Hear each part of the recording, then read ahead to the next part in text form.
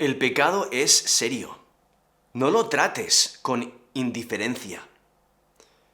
Aquí en 1 de Juan capítulo 3, versículo 4, el apóstol Juan dice: todo aquel que comete pecado infringe también la ley, pues el pecado es infracción de la ley.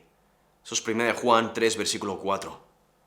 Es que el hombre hereda la naturaleza pecaminosa, nos dice Romanos 5:12. Por tanto, como el pecado entró en el mundo por un hombre y por el pecado la muerte, así la muerte pasó a todos los hombres, por cuanto todos pecaron. O sea, todos somos pecadores, nos dice Romanos 3:23, por cuanto todos pecaron y están destituidos de la gloria de Dios. Pero, ¿cuán grave es el pecado? En Romanos 6:23 nos dice: porque la paga del pecado es muerte, mas la dádiva de Dios es vida eterna en Cristo Jesús, Señor nuestro.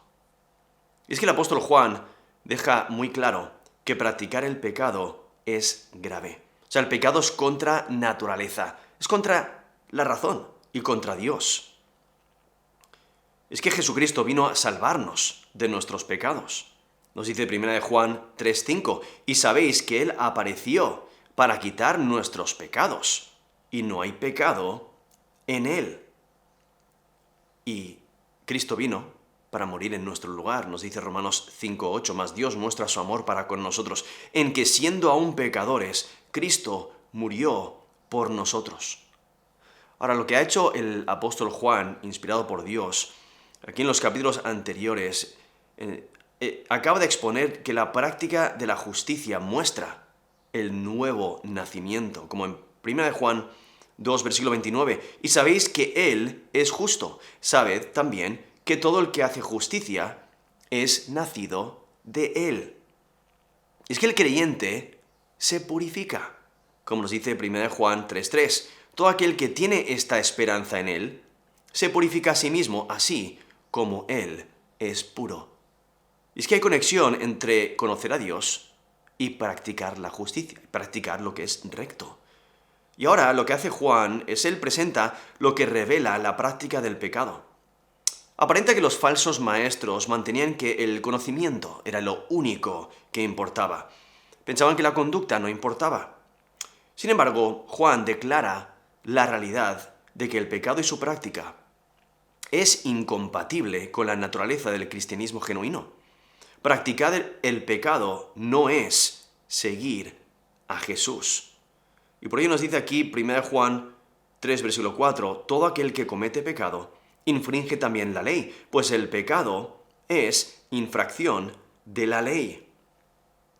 Y es que Juan contrasta la práctica de purificación, que nos ha dicho ahí en versículo 3, cuando dice todo aquel que tiene esta esperanza en Él se purifica a sí mismo, así como Él es puro, y lo contrasta con la práctica del pecado, que nos dice versículo 4, todo aquel que comete pecado infringe también la ley, pues el pecado es infracción de la ley. Y es que una persona puede mirar al pecado con indiferencia. Bueno, yo es que soy así. O bueno, es su forma de ser. O bueno, son simples problemas de personalidad. O bueno, es que así es la cultura, o todo el mundo lo hace. Y quizás no ve el pecado con seriedad, no busca ser santo como Jesús, ni desea, ni ve la importancia de apartarse del pecado. Esta actitud demuestra que no entiende la naturaleza del pecado. Y por ello el apóstol Juan enfatiza la seriedad del pecado. El primer paso para vivir una vida santa es reconocer lo malo que es el pecado.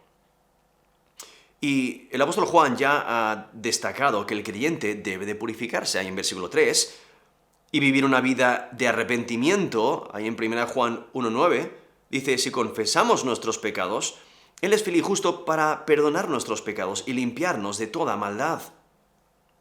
Entonces, aquí en 1 Juan, capítulo 3, versículo 4, dice, todo aquel que comete pecado. Esas palabras, todo aquel, implica cualquiera. O sea, no hay una élite espiritual que está por encima de los estándares morales de Dios. Juan presenta al individuo activamente participando del pecado. No se refiere a un pecado concreto, sino a la práctica del pecado que le caracteriza. Y Juan se refiere a alguien que constantemente está practicando el pecado sin ver su necesidad de purificación. Y por ello el apóstol Juan enfatiza la seriedad del pecado, porque el pecado es desviación de lo correcto. Es un desvío deliberado de la voluntad de Dios. Es una decisión voluntaria de romper el estándar de la rectitud que Dios ha establecido. Es rebelión intencional. Ese término pecado implica infracción de la ley. Es romper la ley, es vivir como si no hubiera ley, es menospreciar la ley de Dios, rechazar la autoridad de Dios, es buscar autonomía, el deseo de ser independiente de Dios. Y es que el pecado es rebeldía contra la ley de Dios, es rechazar el estándar revelado de Dios, es lo opuesto a la rectitud. La rectitud es conformidad a la ley de Dios. Ahora, el apóstol Juan quizás está refutando a los falsos maestros que decían que habían llegado a un estado espiritual tan alto donde las exigencias de la ley moral ya no les aplicaban. O quizás está enfatizando que estos falsos maestros reflejan el espíritu del anticristo.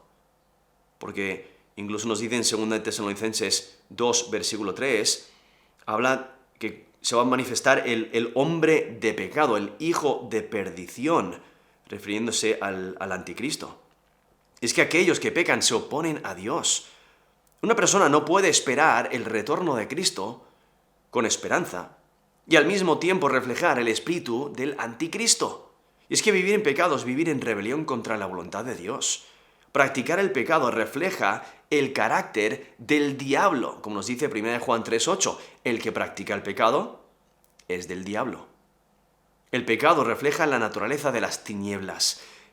Por eso el creyente debe de rechazar el pecado activamente. Y cuando caemos en pecado, debemos de ser rápidos en arrepentirnos. Como nos dice 1 Juan 1:9, si confesamos nuestros pecados, Él es fiel y justo para perdonar nuestros pecados y limpiarnos de toda maldad.